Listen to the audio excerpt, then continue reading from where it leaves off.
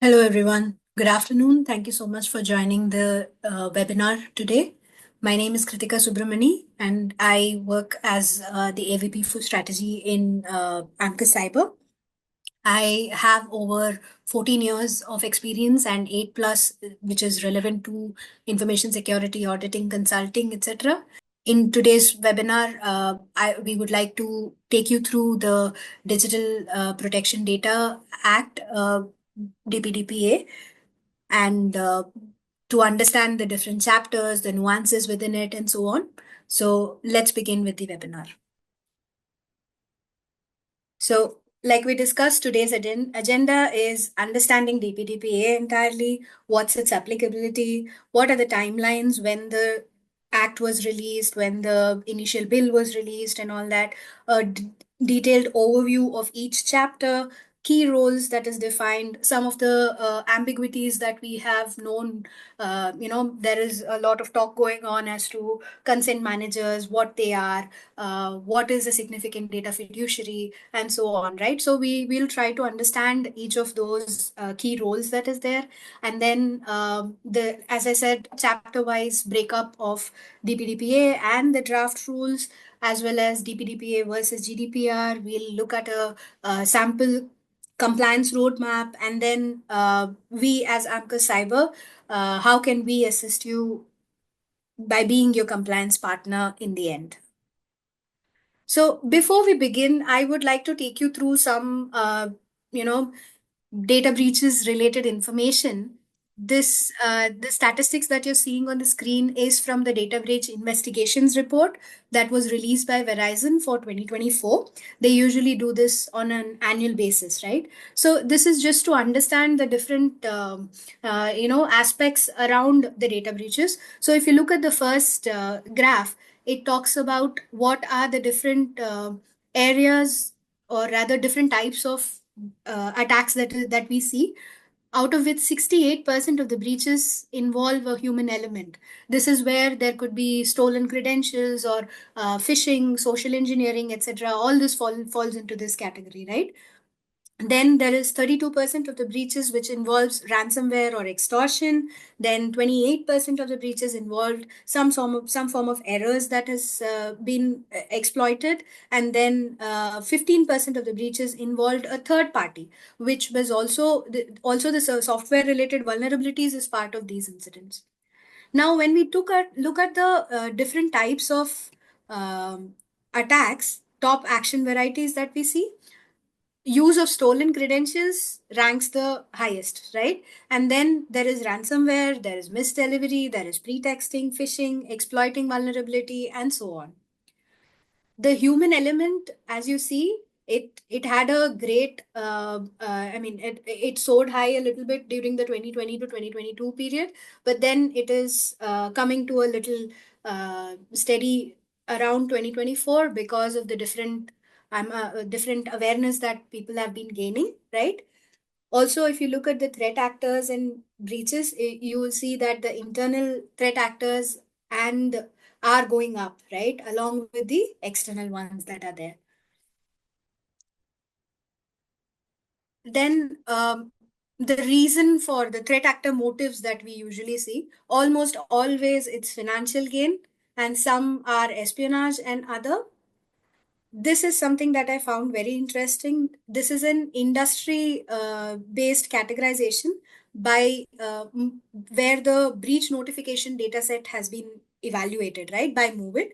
And education industry ranks the highest in the breach notifications that have been received. Also, if you look at the type of data that is being breached, of course, most of it is personal. Then there is organizational internal details, then credentials have been breached, bank information, system information, sensitive personal information, and so on. And the most common pattern for the breaches are social engineering and system intrusion. Like you see, they rank almost the highest.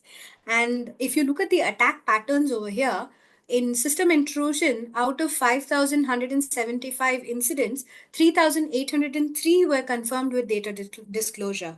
And when it comes to social engineering, the number of data disclosure is almost always certain, right? So if you look at it, out of 3,661 incidents, 3,032 were confirmed with data disclosure.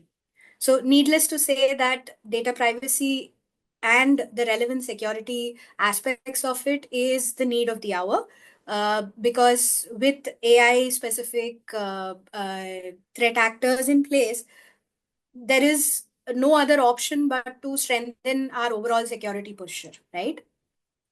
Now, I want to start by looking at some key terminologies with you people. You can use the chat box to answer this. Let's start with this. What is data? What does data mean to you? Please post your answers on the chat box. I'll give you a minute's time. Okay, I see some interesting answers. So, data is the raw, unprocessed facts or figures without any context. Okay, so when I say the number 3, does it make any sense to you?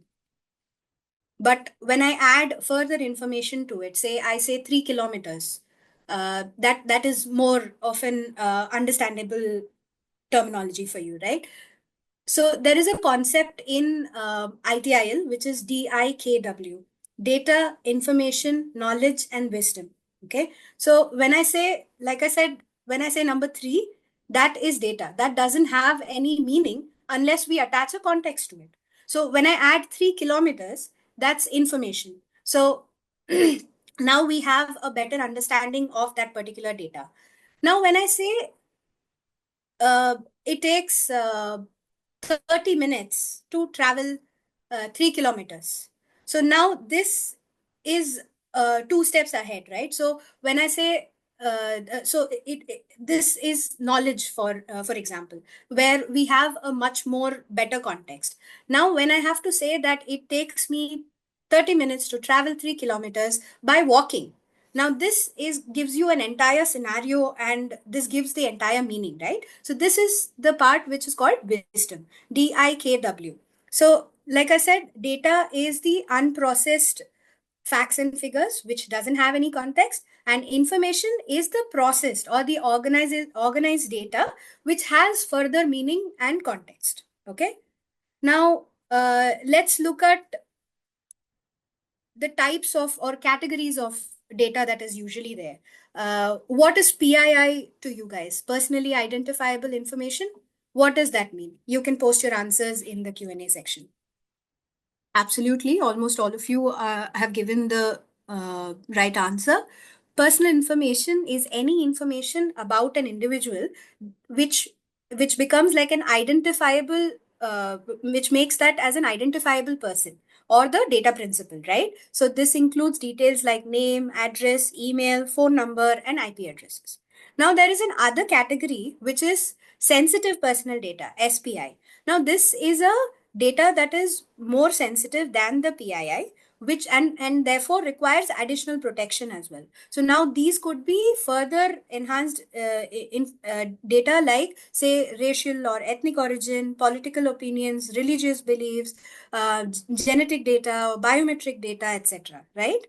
Now these two are the usual categories of data, which is PII and SPI that we talk about during the discussion of privacy. Now that I've told the topic of the hour, privacy, what does privacy mean to you? You can post your answers in the Q&A section. Right. So like almost all of you have specified, privacy is a right, correct? It's the right of an individual to control the collection, usage, or sharing of his or her personal data. It ensures that privacy is about having personal space and uh, expecting no interference or intrusion from the others because of your data as well, right? So it's the ability to keep certain aspects of your life or thoughts or actions to yourself and not become a public information. Now we've understood what privacy is. So then what is security? Security is the implementation of measures to protect this particular data or system or assets from unauthorized access or different other threats, right? That could cause harm to cause harm, or there could be issues with respect to the access of personal information, right? Thereby ensuring the three tenets of security, which is confidentiality, integrity, and availability, is security. Security is nothing but feeling safe or protected from any harm or danger, correct? In layman terms. Now, what is the difference between privacy and security? Let's look at that.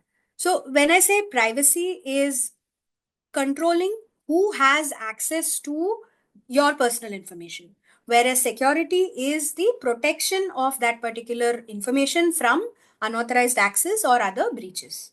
Now, if we look at a day-to-day example, privacy is like closing the curtains in your home to prevent outsiders looking into your house, right?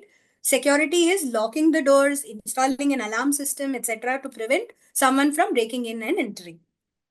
If we look at data privacy versus data security, let's take a social media platform, for example, where that platform allows users to choose whose post they can see. And data security is where the platform implements encryption of user data and other key security aspects to ensure that the platform itself is not exposed to any threat actors for accessing these personal information, right? All right. Now, let's start by understanding what is DPDPA. Now, DPDPA stands for Digital Personal Data Protection Act, which is which sorry,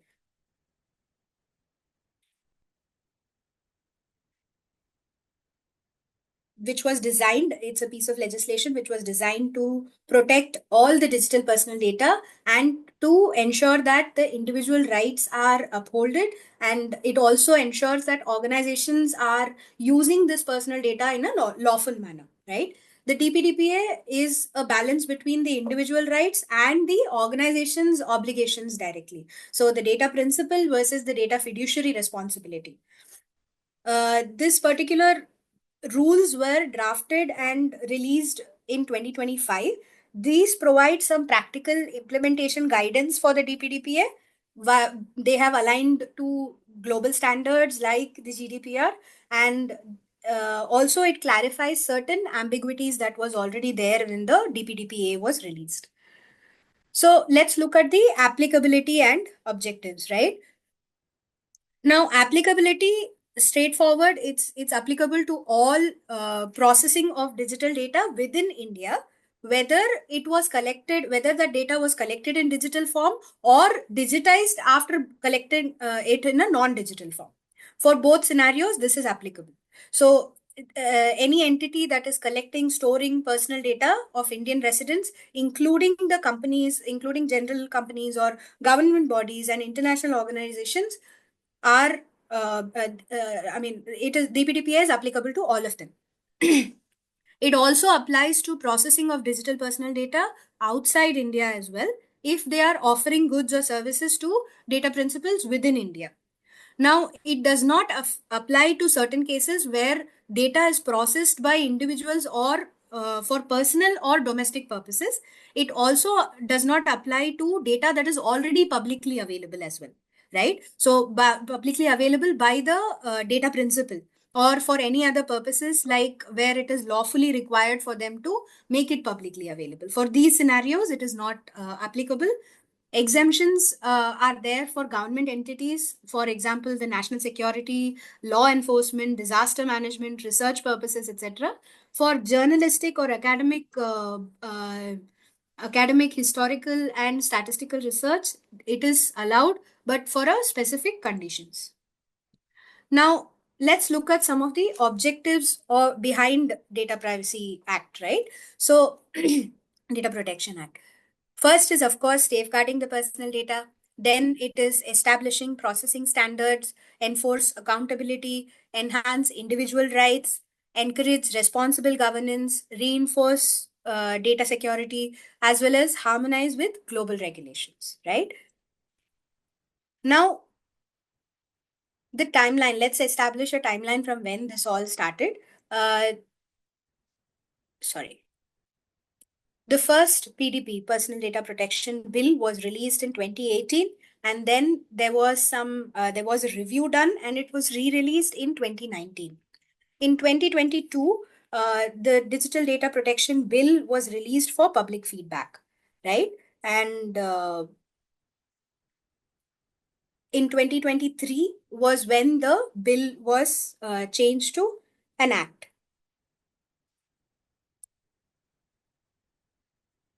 And 2025 is when the draft rules were published. This was the most recent one, after which we have a little more clarity on what the act is talking about. All this. So let's look at the different chapters in DPDPA, right? So first of all, it has 9 chapters. It starts with the key definitions, where it is describing what it means by personal data, data fiduciary, data principle, and also specifies the act's applicability, whether it for data processed within India, outside India, cross-border transfers, etc. Right? Then the chapter 2 is the obligations of data fiduciary, where data fiduciary is required to process the data lawfully, and what are the different terminologies that are related to that, and how the children's data is secure, where there is a requirement of collecting, validating that it is the children's data is being secure, and all that as well. Then there is rights and duties of data principles, where it specifies the different rights that is of like right to access or right to erasure and so on.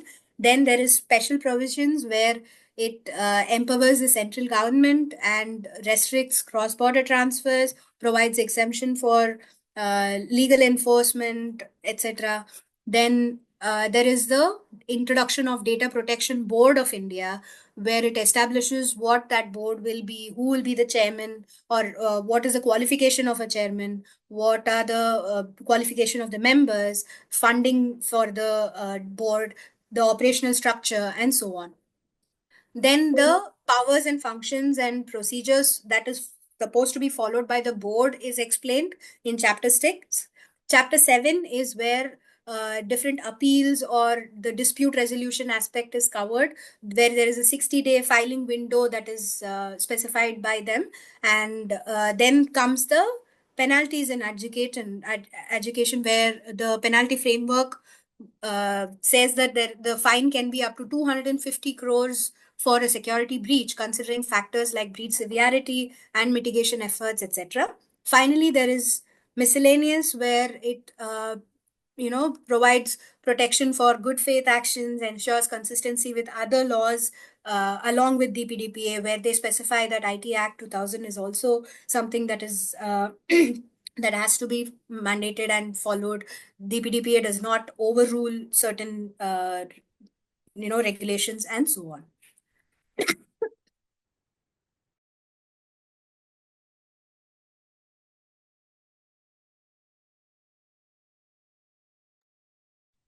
Excuse me. Okay, so now let's look at some of the key roles within DPDPA. Now we have spoken about so many of these terms. Let's try and understand what each of these means, right? Let's start with data fiduciary. Now, data fiduciary is the entity that determines the purpose and means for processing the personal data, either as an individual or as jointly with other organizations as well, right? That's a data fiduciary. It is an entity who is processing the personal data. So they have to determine the purpose and means for processing it, right? Now, who's a data processor? Where a personal data is processed on behalf of the data fiduciary, but has no direct obligations under the DPDPA. So there could be a entity which processes the personal data on behalf of on behalf of the data fiduciary, and they do not directly fall under the purview of DPDPA. Now, when we look at data principle, it's the individual to whom the personal data relates to, right? And there have been rights and rights defined for the data principle itself. Now let's look at significant data fiduciary.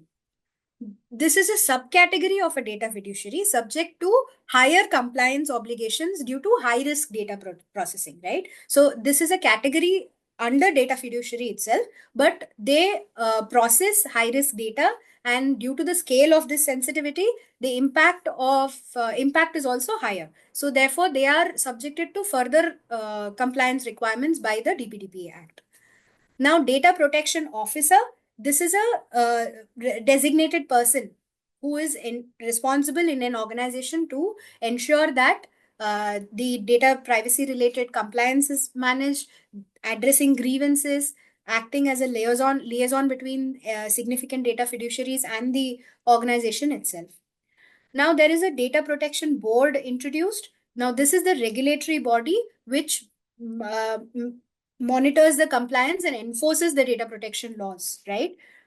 Now, there is a new term that is introduced here, which is a consent manager.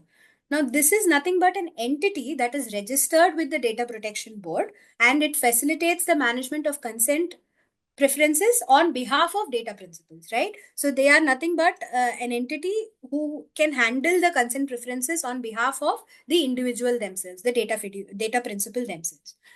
Now, finally, we have the Telecom Dispute Settlement and Appellate Tribunal, TDSAT. Now, they are the appellate authority responsible for hearing any sort of appeals that is made by the Data Protection Board under the DPDPA Act.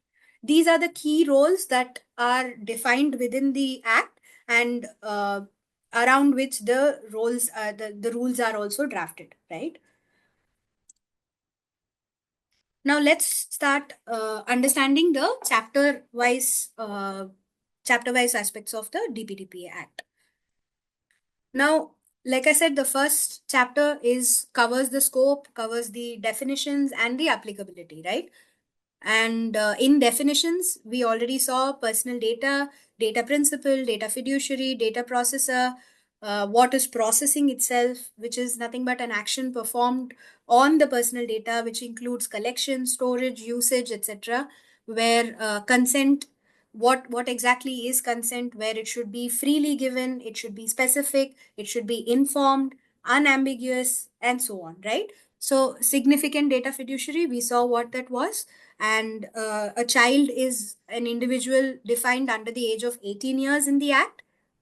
A data breach is also defined, which is nothing but any unauthorized processing, access, or disclosure of personal data that compromises its confidentiality, integrity, or availability, right? And then the applicability, we discussed on it, where it is applicable to all digital personal data that is processed within India, and non-digital data, which is digitized, is also applicable. Now, the data processed outside India is also applicable if it's related to offering services to individuals in India, right? And where does it not apply? It is for the personal or domestic purposes and data made publicly available for the internet. Now, chapter 2 is one of the biggest in the Act, where it talks about the obligations of a data fiduciary. It has multiple sections, close to around 6 sections within that. Out of that, the first section talks about the grounds for processing personal data. The grounds lie on two basic principles, right? One is the consent-based processing, which is that personal data can only be processed if there is explicit consent. Okay. And the consent must be, like I said, the free, specific, informed, and unambiguous. The data principals also have the right to withdraw their consent at any time. Now, there is another key aspect, which is deemed consent, right? Where there is a legitimate use case.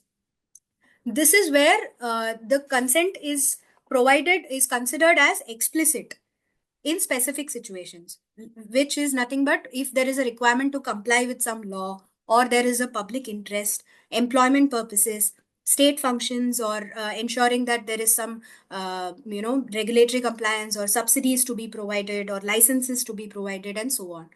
So all of these where there is national security issue or a public order or responding to medical emergencies or disasters, all of these are considered as deemed consent, and there is no explicitly consent required to be provided in these scenarios. The next aspect of data fiduciary obligations is the notice requirement, where the data fiduciaries are required to provide clear and easily understandable notice to the data principal at the time of collection or before the time of collection itself. Now, the contents of the notice are also specified. First of all, it should say what is the purpose of data collection and processing. What are the categories of personal data that is being collected? The rights of data principals has to be defined there, and such as the access rights, the correction, the erasure, etc. Information about how to withdraw consent should also be provided. Also, they should provide links to how to access these methods for accessing their rights itself. The notice must be, like I said, in clear and plain language that should not be ambiguous to the data principal. It should be available in multiple languages. However, they haven't specified, the different. It just says all the languages that is there, but it doesn't specify whether it can be regional language and English, or any such clarity is not available as of now. Again, exemptions are specified, which is nothing but during the national security or for any sort of legal compliance related. This is where the deemed consent is coming into picture. Now, like we already discussed, the consent provisions are that it should be informed, free, and unambiguous. Consent must be voluntarily given without any sort of coercion or manipulation. It should be specific and it should be informed, where the data principal is able to understand why the personal data is being collected, what are the personal data that is being collected, what is the consequences of withholding the consent, and so on. So it has to be granular and purpose based as well. So each consent must be specific for a purpose, right? For what is the actual requirement for the data processing should be specified in that consent. And data fiduciary must specify the purpose for which the personal data will be processed as well. Now, like I said, the data principal has the right to withdraw consent at any time, and the data fiduciary should provide the links to access such a right to be exercised, right? The age of the consent is set for 18 years, and also the consent must be obtained. So under individuals under 18 years, the consent must be obtained from a legal guardian or a parent. Now, how are they going to verify this? It's by using digital lockers. They are asking, they have asked the data fiduciaries to implement digital locker services for, for validating that the consent is being obtained from the legal guardian or parent. Now, records of consent should be maintained by the data fiduciary, or if they are using a consent manager, then the consent manager should be maintaining that. And we already discussed the exception for consent or the deemed consent concept as well. Now, certain legitimate uses are, like we said, compliance with legal obligations, public interest or welfare, employment related processing where required, and functions of a state, statutory functions of a state are being in principle, vital interests of data principle, say in case of medical emergencies, situations, and so on. These are the cases which is considered as legitimate usage for uh, by the data fiduciary, where there is deemed consent concept. Now, there are some obligations of data fiduciary in place, which is there are some data processing principles, which is similar to GDPR, where the data must be processed in a lawful, fair, and transparent manner. The data should be collected only for specific and legitimate purposes and should not be further processed after that purpose is served. The data should be accurate, up to date, and adequate. The personal data should not be kept longer than the requirement itself. Once the requirement is done, it has to be deleted. Then there has to be a purpose limitation that has to be defined. So whatever the specific purpose is, the personal data collection and usage or processing should be stopped after that purpose is achieved. Then data minimization aspect is spoken about. We look at data consent management at a later stage and so on, right? So they also describe the breach notification aspect. So data fiduciaries are expected to inform the data protection board within 72 hours of any data breach. Now there is significant data fiduciaries are also under the same aspect of it. Now, for protection of children's data, age of consent, like we said, is 18, and any children below this age, our consent must be obtained from the legal guardian or the parent. Now, parental uh, consent, again, like I said, is verified using the digital locker as a medium. Now, the significant data fiduciaries have further compliance requirements. Like I said, they have to undergo a data protection impact assessment, but they haven't specified the frequency of it, or whether the DPIA is supposed to be done by an outsider or within the organization, and so on, right? Also, a significant data fiduciary should appoint a data protection officer. They have additional and advanced security measures like an encryption, anonymization, etc., and also conduct vulnerability assessments on their systems on a regular basis. So this is about the obligations of data fiduciary. Now, when we come to the rights and duties of data principal, we are aware that the rights of data principals is like right to access, right to correction, right to erasure, right to grievance redressal, and right to nominate, right? So when I say access, the data principal should be able to access their personal data and the purpose for which they are processing. All this should be known to the data principal. Procedure for access should be defined by the data fiduciaries. Um, Also, when I say right to correction, the data principal have the right to demand any sort of correction on their personal data, right to erasure, where the individuals can request that their personal information be deleted under certain conditions where the data is no longer necessary, or the data subject wants to withdraw consent on some purpose and all that, right? So, right to a grievance redressal, if the data principal feels that their personal data has not been used in the right legal or a lawful manner, then they should have an option to raise a grievance and file a complaint to the data protection board itself. There is a time bound resolution that the data protection board is applied to. We look at it when we come to that thing. Then the data principal also has the right to nominate, where they ensure that in case of death or incapacities, the data principal can appoint a nominee who can manage their personal information. Now, there are some duties that is part of the data principal itself. So what are those? The data principal should ensure that they are providing accurate information, that they are the information or that they are providing is compliant with any legal requests. They have to avoid any frivolous complaints raising just for the heck of it and so on. Respect others' privacy as well. So these are some of the duties of data principals. Where there is accountability and penalties set for the implementing these rights and accesses, right?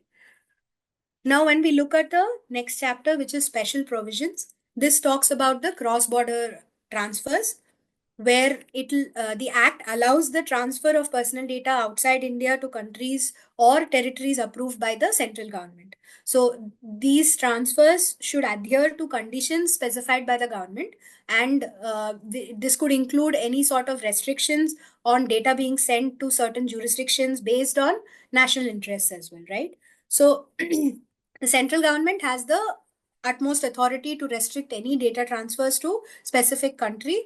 Reason being, they could pose a risk or a threat to India's sovereignty, integrity, security, or to public order itself. The personal data can be transferred abroad only if it aligns with the consent obtained from the data principal, first of all, and with a and it has to comply with the DPDP Act.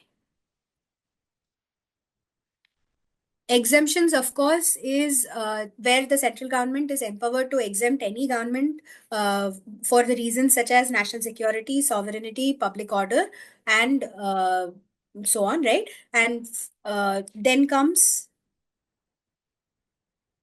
DPDP is also exempted for research, archiving, and statistical purposes, right? Where personal data is processed for research or archiving, etc., and where the personal data is for personal or domestic purposes. These are the exemptions for DPDPA implementation.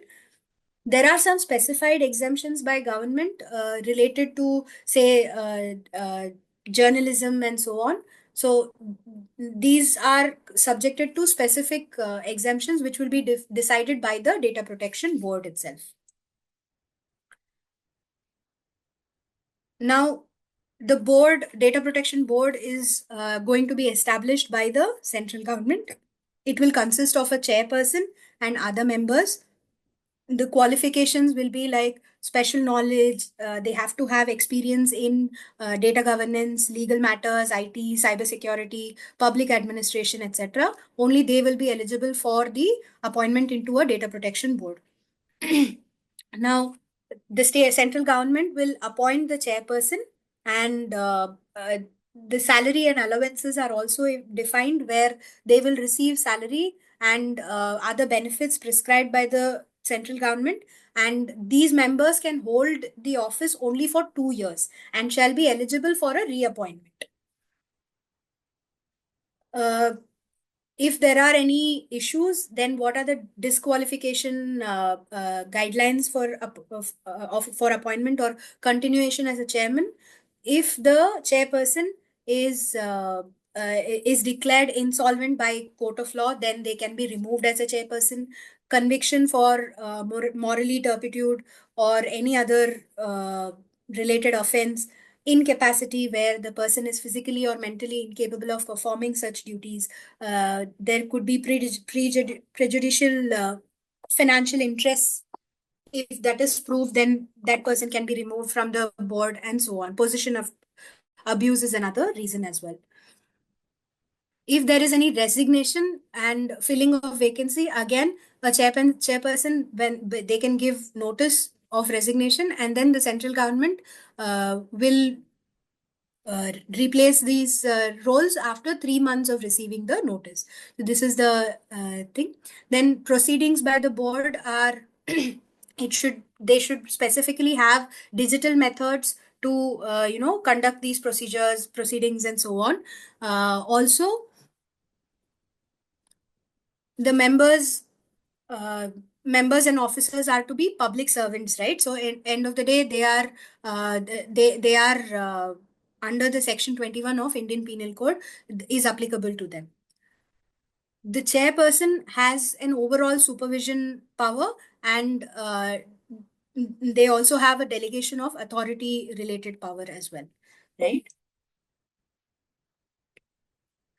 Now, in chapter 6, it talks about what exactly are the powers of the board, where the board is responsible or empowered to monitor compliance, investigate the data breaches, adjudicate any complaints that is received, issue directions, and then also levy penalties if there is any breaches identified and proved as well. So what is the procedure? The board is mandated to conduct digital proceedings. Civil court powers are provided to them. They can handle complaint upon receiving it. They determine the validity of it. They determine if there is sufficient grounds to proceed with an inquiry and so on. And also, finally, penalty imposition. If the violation of act is established after the investigation, then they get to impose penalties with specific legislation. Now, appeal and alternate dispute resolution. This is the next chapter, where it talks about the entity, the Telecom Dispute Settlement and Appellate Tribunal. This entity will be the regulatory body who are the appellate for this any disputes, right? So there is a filing timeline where the appeals must be submitted within 60 days with an option to accept late appeals if approved by this tribunal. And then they have to take an act before 30 days is another concept. So there is mediator or arbitrated specific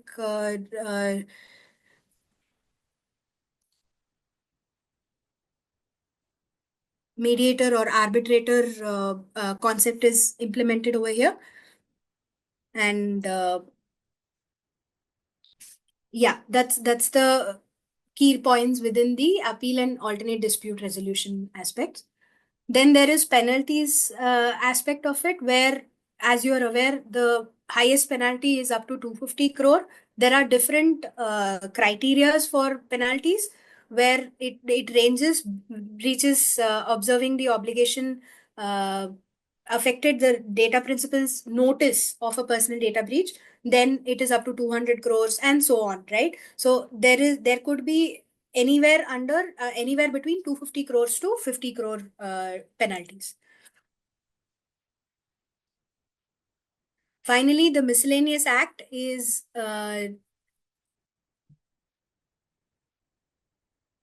where there are other sections where it talks about protection of actions in good faith, where there will be no legal proceedings against the central government themselves or the data protection board or its chairperson or members within the data protection board. It is done to be, it's intended to be in good faith. And also they have a power to uh, call for information. The central government can ask a data fiduciary to immediately or to provide any further information related to any incidents or issues highlighted to them. Um, Then there is consistency with other laws. Like I said, they have to ensure that the DPDPA is a supplementary and does not override any existing laws. And the DPDPA, sorry, the central government and the board have the power to make the rules and enhance the rules. So notices, how the data fiduciary provides notices, the consent management, data processing, DPO employment, consent and processing, data principal requests, and so on. So all of these rules are something that can be subjected to amendments or removal of any of these rules if deemed necessary. Now the draft rules, if we look at these, there are 22 rules in total, and uh, it starts off again with the short title and commencement. Here there is a timeline specified where rule 3 to 15 is and 21 and 22 is expected to take effect immediately, and the others will come into effect once the official publication happens. Then there is definition, which is what we discussed in the DPDPA entirely. Now, notice given by data fiduciary, where it talks about clear and detailed information to be provided. They should provide communication links for data principal to access their rights. The consent should be in plain and simple language. Consent management can be used, empowering data principals so that they are aware of their rights within the consent and so on. Then there is registration and obligation of the consent manager, where the entity can incorporate themselves, and they should be a company incorporated within India to become a consent manager. They should have a financial stability where a minimum net worth of 2 crore is required. Operational capacity is evaluated. The integrity is evaluated, and there is a specific application process where they submit an application to DPA, Data Protection Board of India. And the obligation of consent managers is specified, where they manage the consent. Consent facilitation is managed by them. They have to ensure that they maintain record of all the consents that is provided. They implement security measures. They resolve any conflict of interest. There should be absolute transparency and regulatory compliance to be followed as well. uh, this is what we discussed in detail. Who is a consent manager? Now, when we look at who cannot be a consent manager, where there is the consent managers cannot belong to the same organization or the group as a data fiduciary. There should not be any data blind. So they can only access. So there should be a data blind. So consent managers can only access data for the consent management purposes, and they should not be able to access or use the personal data directly, right? There should be a purpose limitation as well, where they cannot use or share the personal data for any profiling or marketing, etc. There are some specific guidelines provided to implement as a consent manager, where there should be centralized consent management platforms. They should implement a dashboard kind of an area where it tracks consents, and automated record keeping and audit trails to be maintained. Granular consent tools should be implemented, automated workflow integrations to be considered, regular training and audits to be provided, and so on. So, consent managers are essential for safeguarding the user's privacy and ensuring the compliance with DPDP Act and the rules itself. Uh, so, these are the areas of consent manager. Then, Rule 5, excuse me. This again we discussed in detail, where it is authorized processing should be done, where the processing of personal data is under the DPDPA Act, or all other applicable laws and policies are followed. Adherence to the DPDPA standard, and whatever the scope of the personal data is, it should be processed within that requirement only, and not additionally processed. Then there is security measures that has to be implemented as Rule 6, which is data fiduciaries must implement encryption, access controls, monitoring for unauthorized data, and unauthorized access. Data backups should be taken. There is a breach response and detection aspect or criteria that is defined in detail. Then there is third party contracts should be effective, and they should also implement controls within their third parties as well, as part of the DPDPA requirement. And finally, compliance to different standards, be it the organizational's standard or DPDPA, should be followed, right? Then there is Rule 7, which is intimation during a data breach, where it says that there is data retention aspect that comes into picture, where it says that the personal data can be retained for 3 years by e-commerce, online gaming, and social media intermediaries, based on the consent from data principal. So notification before erasure, the data fiduciaries must provide a notification 48 hours before any erasure, and so on, right? This is described. And the timeline for notifying data protection board is 72 hours. Rule 8 is what we discussed, the retention period and all that. Then Rule 9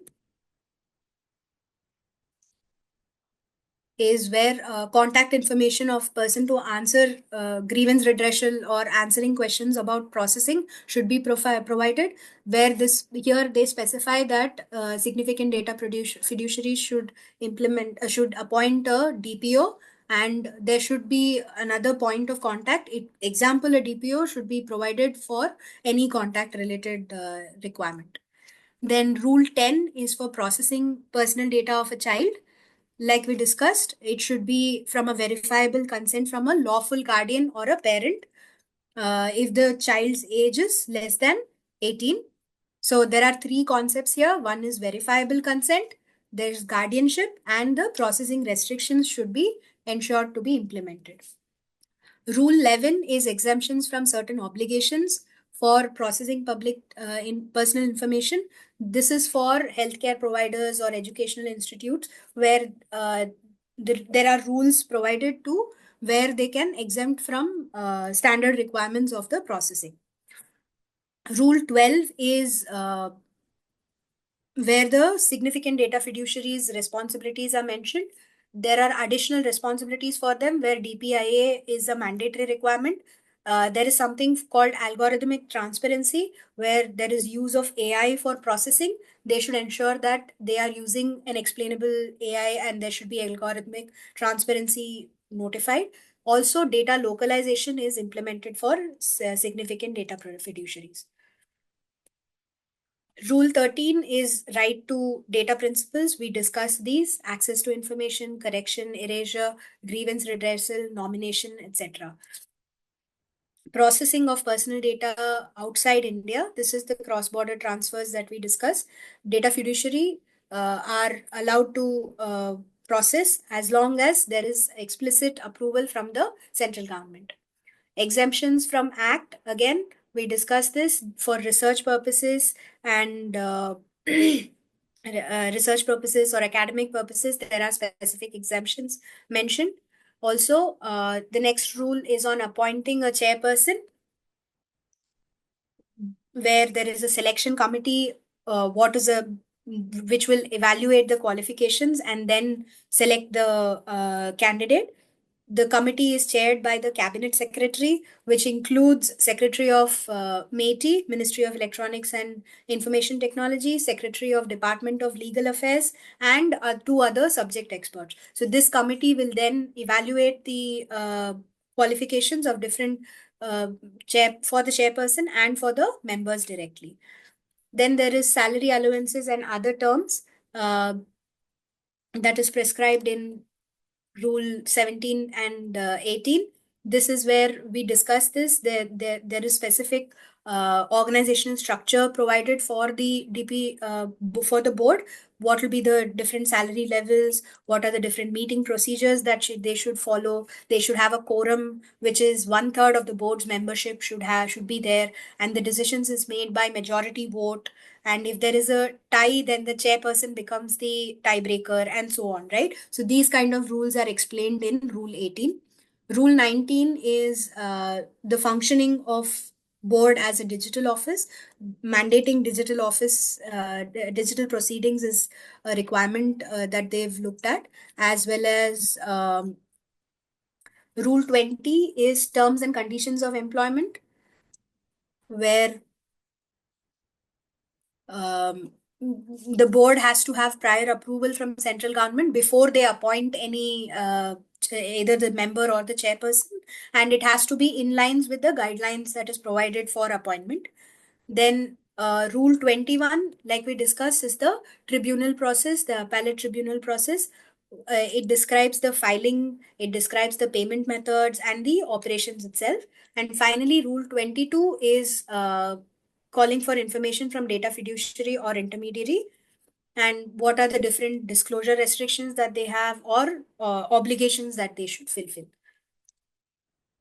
Now, there are some analysis of schedules that is provided. So like we discussed in detail, consent manager conditions and obligations is the first schedule. Then there is standards for processing by state entities, and then data retention periods. Like I said, the 3-year period is mentioned over there. Then the fourth schedule is for the exemptions for child processing. This is in case of emergencies or any healthcare providers or education requirements that is there. The scope and limitations are specified here.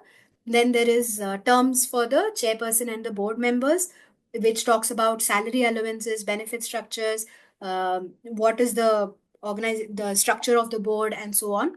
Terms of the board officers are specified in the 6th schedule. And in the 7th schedule, it is authorized use of data by the state themselves. This is where the national security or statutory functions are maintained.